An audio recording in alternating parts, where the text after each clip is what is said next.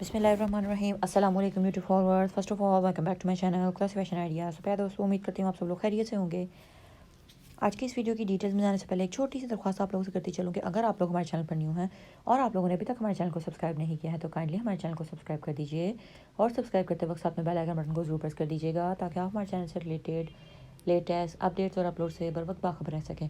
प्यारे दोस्तों, एक छोटी सी दरख्वास्त और है कि अगर हमारी वीडियोस पसंद आए तो इन्हें लाइक करने के साथ साथ अपने फ्रेंड्स एंड फैमिली में शेयर भी कर दिया कीजिए।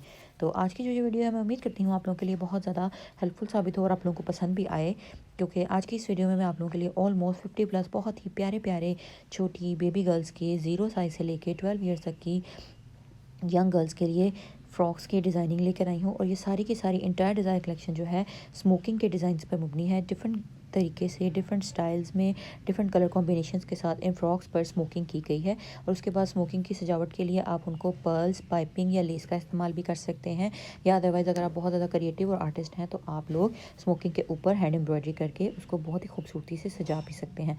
इसमें मुख्तलिफ़ किस्म के कलर कॉम्बिनेशंस हैं। ज़्यादातर मैं प्रेफर करूँगी कि आप लोग प्लेन कलर के फैब्रिक पर स्मोकिंग करें ताकि वो नुमाया भी हो, वाज़िया भी हो और बहुत ज़्यादा अच्छी भी लगे।